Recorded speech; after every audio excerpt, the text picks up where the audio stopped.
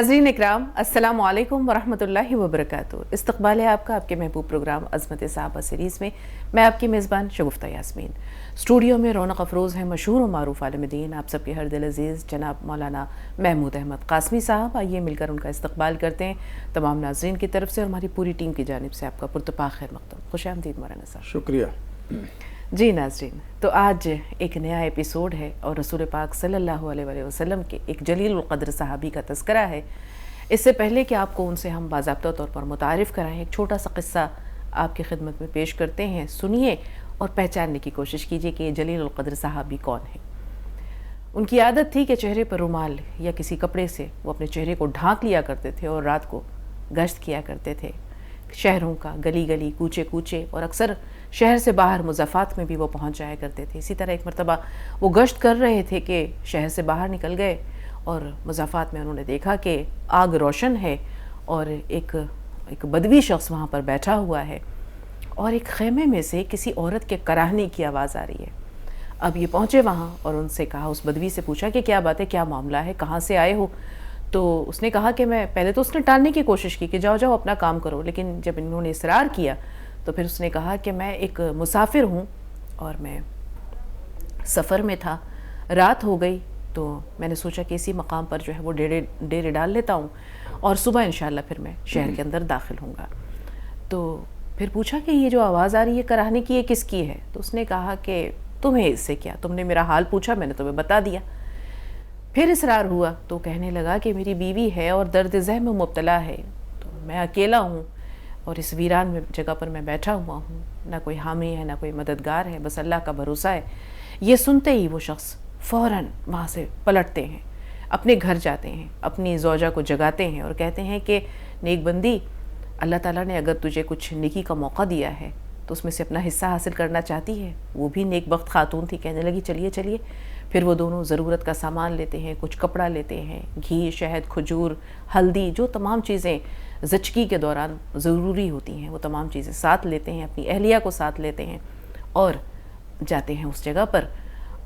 ख़ातून जो थी, उनकी अहलिया थी, वो ख़ातून के पास जाती हैं और ज़रूरी जो इमदाद दरकार होती है वो उसे बहम पहुँचाने की कोशिश करती हैं। इधर ये वो जो शख्स थे, ये उस बदवी से गुफ्तगू भी कर रहे हैं और चूल्हा भी फूंकने की कोशिश कर रहे हैं और वो बदवी जो है वो इनको डांट रहा है, कभी डपट रहा है, कभी कुछ सख्त बात कह रहा है, लेकिन ये मुसलसल अपने काम में है कि उस एक बर्तन पे इन्होंने आग पर चढ़ाया हांडी और उसमें घी डाला, उसमें हल्दी डाला, उसमें छुहारे वगैरह डाले, कुछ पका रहे हैं। इतने में पानी गर्म करके उनकी अहलिया ने कहा कि कुछ गर्म पानी की ज़रूरत है। वो गर्म पानी करके जब उन्हें पहुँचाया, थोड़ी देर में वो खातून बाहर निकलती हैं और कहती हैं, अमीरुल मोमिनीन, अपने दोस्त को बिशारत दीजिए, बेटा हुआ है। अब उस शख्स के औसान ख़ता हो जाते हैं। जब वो सुनता है अमीरुल मोमिनीन तो उसके हाथ पैर फूल जाते हैं, पेशानी उसकी अर्कालूद हो जाती है और वो माफ़ी मांगने लगता है। कहता है कि मुझे नहीं मालूम था कि आप अमीरुल मोमिनीन हैं। उसने कहा कि मुझे माफ़ कर दीजिए, मैं आपके हिफ्ज़ मरातिब का ख्याल नहीं रख सका।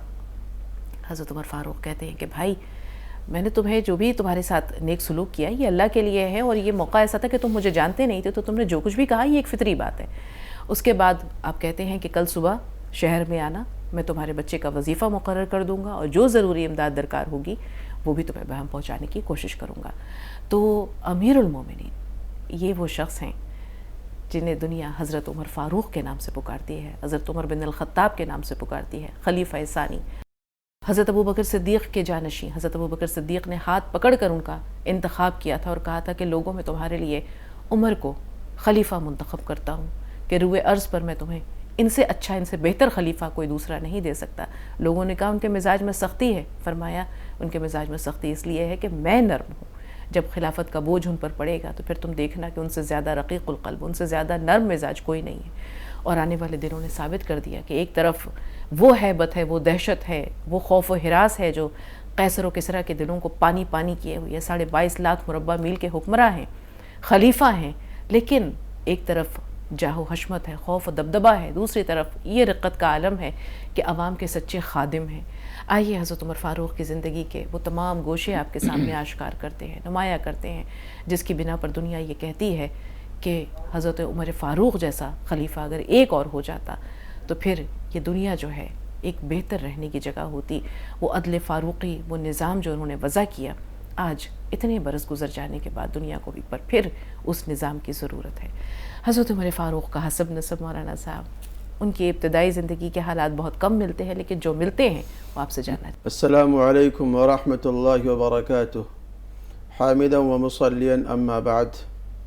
ناظرین کرام، عدل و انصاف کے علم بردار سیدنا عمر بن خطاب رضی اللہ تعالیٰ عنہ کا نام نامی، اسم گرامی تاریخ اسلام کے سنہرے حروف میں لکھا جاتا ہے، اور آج بھی دنیا عدل فاروقی کے لیے جانی جاتی ہے اور اس سے متعارف ہے. سیدنا عمر بن خطاب رضی اللہ تعالیٰ عنہ کا نام جو ان کے والدین نے رکھا، عمر، ابو حفص ان کی کنیت، فاروق ان کا لقب، ددیحال کی طرف سے بھی ننہال کی طرف سے بھی معزز لوگوں میں ان کا شمار تھا. اور اس وقت جو مکۃ المکرمہ میں جو خاندان آباد تھے اور جس قبیلے سے آپ کا تعلق ہے، خاندان عدی، اس خاندان عدی کے اندر جو اوصاف و کمال، جو خصوصیات تھیں اور جو ذمہ داریاں اس وقت اس خاندان کو عطا کی گئی تھیں، دی گئی تھیں، وہ یہ تھی کہ جب کسی ملک میں سفارت کا موقع ہوتا تھا اور ایلچی کا موقع ہوتا تھا تو اس خاندان کے لوگ باضابطہ سفیر بن کر کے، ایلچی بن کر کے جایا کرتے تھے. جب دو گروہوں کے اندر کوئی نزاع کی بات ہوتی تھی، جھگڑے کی بات ہوتی تھی، تو اس جھگڑے کو نپٹانے کے لیے جو ثالث تیار ہوتا تھا، منتخب کیا جاتا تھا، وہ اسی خاندان سے ہوتا تھا.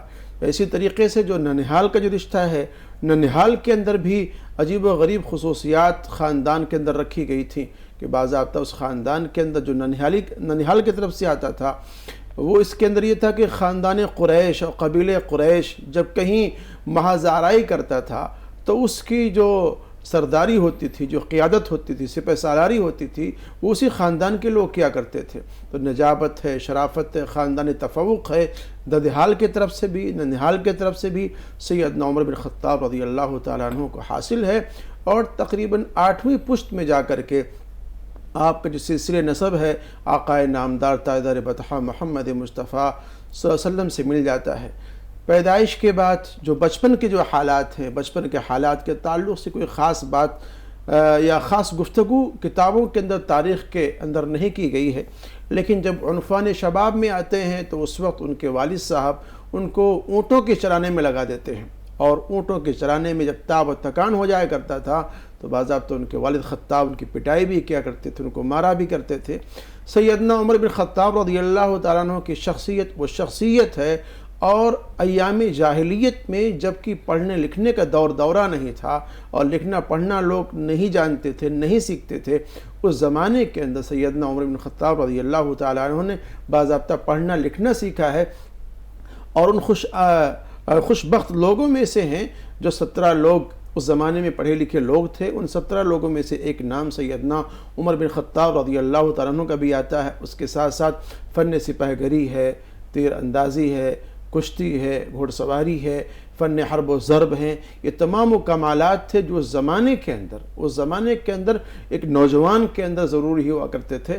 لمبا قد تھا، دراز قد تھا اور گٹھیلا جسم تھا ان کا، اور لگتے تھے جسے کے اعتبار سے، شکل و صورت کے اعتبار سے کہ پہلوان ہے. اس زمانے میں جو پہلوان ہوا کرتے تھے، جو کشتی لڑا کرتے تھے، ان پہلوانوں میں سے ایک اہم ترین نام سیدنا عمر بن خطاب رضی اللہ تعالیٰ عنہ کا بھی تھا. اور گھوڑ سواری کے اندر اتنا مہارت رکھتے تھے کہ دوڑتے ہوئے گھوڑے اور چلتے ہوئے گھوڑے پہ کود کر کے چڑھ جایا کرتے تھے. یہ تمام خصوصیات ہیں جو سیدنا عمر بن خطاب رضی اللہ تعالیٰ عنہ کو اللہ رب العزت نے بچپن میں ہی ودیت کر رکھے تھے. تقریباً 27 سال کی جب عمر ہوتی ہے اور آفتاب نبوت شروع ہوتا ہے، نمودار ہوتا ہے، اور آقائے نامدار تاجدار بطحہ